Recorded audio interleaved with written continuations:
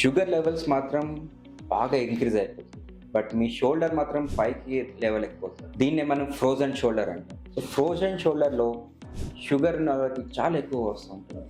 ఎందుకు అంటే frozen షోల్డర్‌లో capsule అనేది చాలా టైట్ అవుతుంది. మూవ్‌మెంట్‌ని రెస్ట్రిక్ట్ చేస్తుంది. సో మీరు కోంబ్ చేసుకోవాలన్నా, డ్రెస్ చేసుకోవాలన్నా, బేసిక్ హౌస్ హోల్డ్ యాక్టివిటీస్ చేసుకోవాలన్నా చాలా రెస్ట్రిక్టెడ్ మూవ్‌మెంట్స్ ఉంటుంది, పెయిన్ ఉంటుంది. సో దీన్ని మనం ఎలా ట్రీట్ చేస్తాం? First is glycemic control, sugar control అవ్వాలి. Second physiotherapy. ఎప్పుడైతే క్యాప్సూల్ అనేది స్ట్రెచ్ అవుతుందో జాయింట్ ఫ్రీ అవుతుంది, మీకు పెయిన్ కూడా తగ్గుతుంది. ఇవన్నీ చేసినా మీకు తగ్గట్లేదా? So then pain management can help. ఎలా అంటారా? అల్ట్రాసౌండ్ గైడెన్స్ ద్వారా హైడ్రో డిస్టెన్షన్ అంటారు. దీంట్లో మ్యాజిక్ లేదు, మంత్రం లేదు. ఓన్లీ ఒక నీడిల్ తోటి సలైన్ అనేది క్యాప్సూల్ని హైడ్రో డిస్టెన్షన్ చేస్తుంది. దాంతో జాయింట్ ఫ్రీ అవుతుంది, పెయిన్ తగ్గుతుంది. వీటితో పాటు మీరు ఫిజియోథెరపీ అండ్ షుగర్ కంట్రోల్ చేసుకుంటే మీకు లైఫ్ లాంగ్ పెయిన్ లేకుండా ఉంటుంది.